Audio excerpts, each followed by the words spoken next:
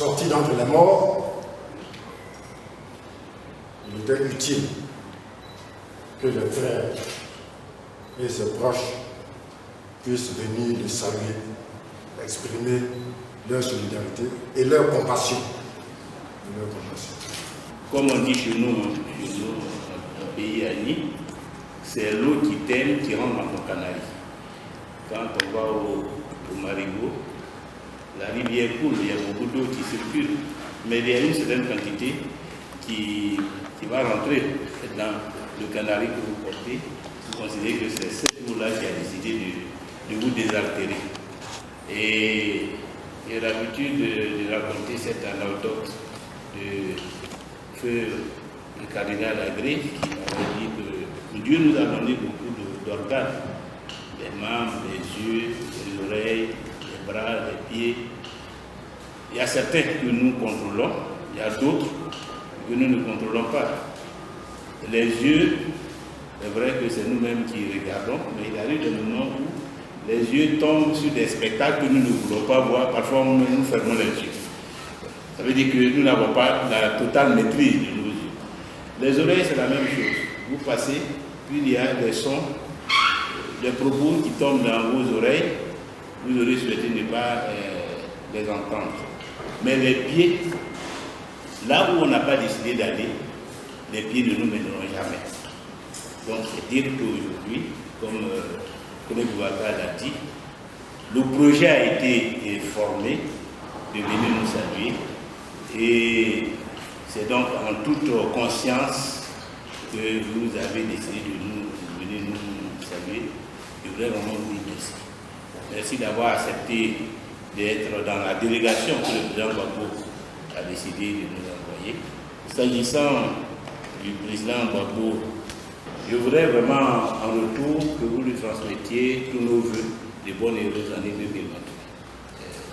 Mes vœux personnels, celles de mon épouse, des membres de ma famille, et je dirais au-delà de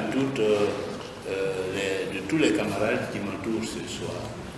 Que cette année soit une année de délivrance pour toute la Côte d'Ivoire, mais en particulier pour lui, afin qu'il puisse retrouver sa terre natale et se mettre au service de son peuple et poursuivre le combat qu'il a de tout temps mené et qui a été malheureusement entravé par cette douloureuse situation de 2010-2011.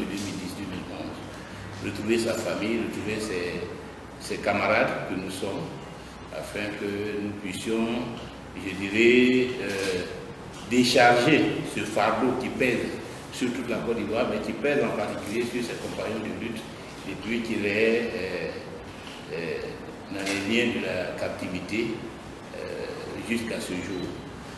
Souhaiter à vous aussi beaucoup de santé, parce que la lutte n'est pas terminée. Nous ne sommes qu'à une étape. Vous avez exprimé la douleur de la prison. Vous savez bien que le combat dans lequel nous nous sommes engagés ensemble est un combat qui est aussi sous-tendu par tous ces risques, tous ces épreuves. Ce qui est important, c'est l'opinion de nos compatriotes. Est-ce qu'ils adhèrent à ce combat? Est-ce que les épreuves auxquelles nous sommes confrontés sont des épreuves partagées? Or, dans le cas d'espèce, nous avons bien compris que c'est vrai, nous avons eu à connaître des morts, des blessés, des dommages matériels, la prison. Mais la réaction de nos parents, de nos populations, la solidarité que les uns et les autres ont apportée à tous les niveaux, au niveau religieux, au niveau spirituel, au niveau politique, diplomatique, montre bien que nous étions dans la bonne dans la voie de la vérité. Et cela seulement constitue un réconfort. Merci à vous aussi qui avez continué la lutte pendant que nous étions incarcérés, parce que c'est grâce à votre mobilisation que cette décision de mise en liberté a été prise. Sinon, Ouattara ne nous a pas attrapés pour nous libérer le 30 décembre 2020. Mais face à la mobilisation nationale, face aux initiatives des uns et des autres, ils n'avaient pas d'autre choix que de nous laisser en liberté. Et je voudrais vraiment vous assurer de notre entière disponibilité à poursuivre la lutte, parce qu'il y a encore d'autres qui sont en prison, beaucoup d'autres qui sont en exil.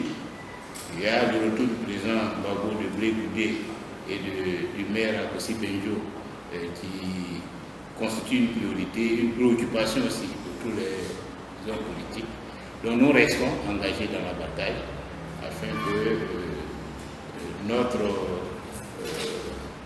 victoire, parce que pour moi c'est une victoire dans le cadre de la désobéissance civile, soit capitalisée à l'occasion des futurs combats que nous aurons à mener.